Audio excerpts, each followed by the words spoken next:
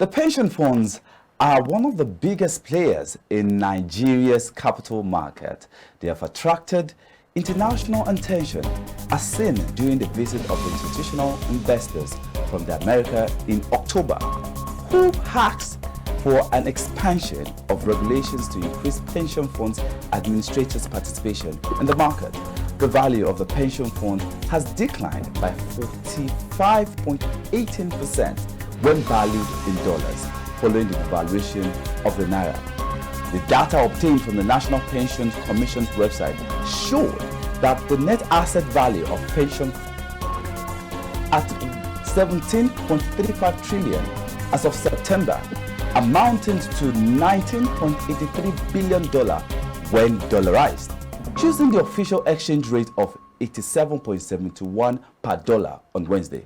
To join me on this discourse, I have Mr. Olaide Bano, a macroeconomic analyst, to talk on the topic on the naira devaluation of pension funds. How are you doing today, Mr. Olaide?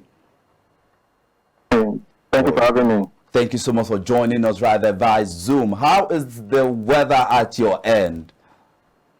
It's quite fine. I'm friendly here. All right. Thank you so much for joining us, Business Breakfast. Now, let's talk about this. What do you have to say based on this, what I call it, a situation on the pension? What do you have to say?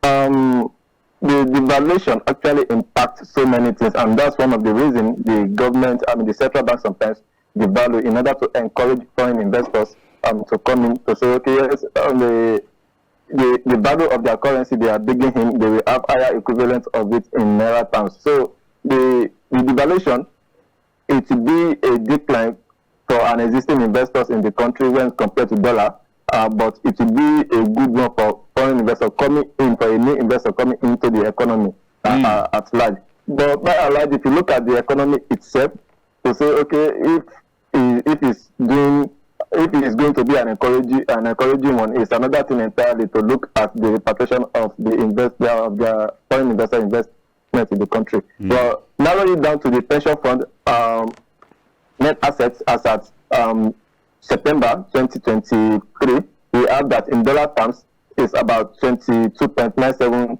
trillion when compared to the closing FX rates as at September 2023. So because that's the angle we need to look at it. From about 34.66 billion naira, billion dollar in May 2023. So it's a quite unfortunate to say that in terms of in dollar terms, Hello, Mr. Laide.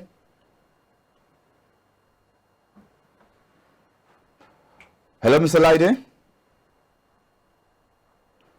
Okay. All right. Now, in a memo dated in June 14, 2023, which signed by the Director of Financial Market, Angela Sarah Ejembi, the Apex Bank announced the collapse of the segment of the foreign exchange market into the investors and exporters window, which was subsequently renamed the Nigeria's autonomous foreign exchange rate fixing windows, which was also part of the effort to unify the exchange rate. What do you think could have been done in spite of the inflation facing the country and the devaluation of naira in the exchange market, Mr. Alaide?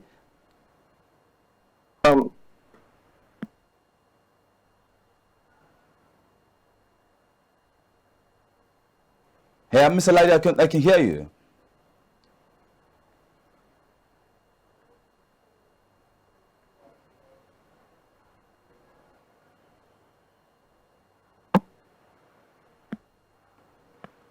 All right, we'll go for a quick break and we'll all right, Mr. Laide, you're back, right? Can you hear me now? Yes, I can hear you. We lost you right there. The flotation of the naira in the FX market has to do with when the CBN made mention that it's a market for everybody, where all participants can come into, all market players can come and go at a free rate, willing buyer and willing seller, so to say. So that's what brought the change from the import and export window, which is restricted to the importer and also the exporter in the country. giving it to everybody who is willing to buy FX and buy FX and sell FX in the market. So as a result of that, that's when we expect that huge devaluation in naira, so to say. But we can call it a flotation, as CBN said, because it's a market for willing buyer and willing seller. Now, I want to ask a question. Now, let's bring it down to the interpretation of the situation to the average Nigerian. Let's talk about the pensioner. What is the interpretation effect of this situation? Lives only on the pension received. And what would you say? I mean, what would you say or to recommend to the future generations to do? I mean, does it mean that naira should not be used as a backup plan for future, or what do you think? You know, what we are experiencing now is the high inflation. And as yesterday, the National Bureau of Statistics released the October inflation rate to about 30, which stood at about 27.33%. Yes. As a result of the FX increase,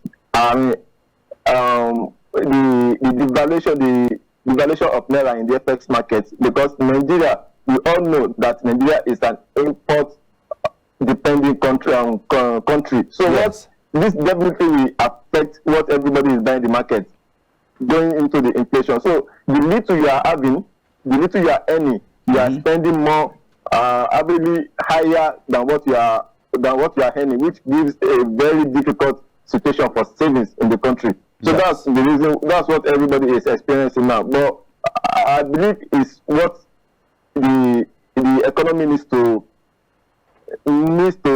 endure with, because what we have experienced in the past few years was that foreign investors are not bringing in their investment into the country, their dollar into the country anymore. Because of what? Because of two things. Number one, the liquidity in the FX market, and also the lack of transparency in terms of the CBN operational side of the FX, to say that it's easy for foreign investors to repatriate their investment, because what is going to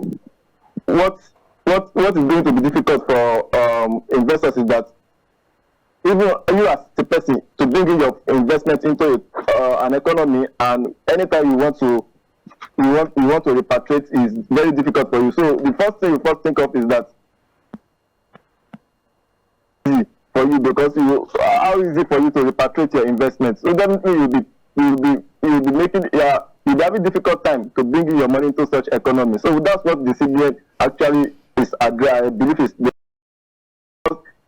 the first place to say floating the FX, then talking about to improve the liquidity, and talking about the operational aspect of it in terms of repatriation of their investors. So as time goes on, we may begin to see a kind of stable dollar in the market, and that will be a good thing for the manufacturer to able to import, to able to forecast their manufacturing equipment, which they are also using. And also another thing is that with the citizen, we also need to look at what we can actually produce, even as little as it is within ourselves, as little as agricultural produce we can produce within ourselves, to say at least to reduce the expenses we are experiencing daily. All right. Now, the value of the pension funds has also been eroded by the accelerating inflation, as you mentioned, in the country, which stood at 22.79% in June, but has soared to 26.7% in September. What would you say is wise enough for PFAs? Is it that they should increase the percentage of collection from both employers and employees, just to balance the effect of both inflation and deflation, and devaluation rather?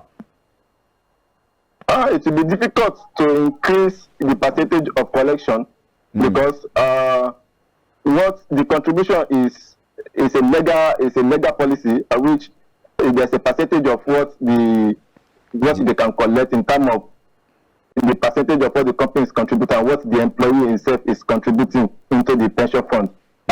What they can actually do is to widen diversify more of their portfolio, to look at which one is generating faster, to say probably towards the dollar fund, to have a higher return. So by the time they are converting that into the naira, they will have at least an equivalent growth in terms of the PFA net assets.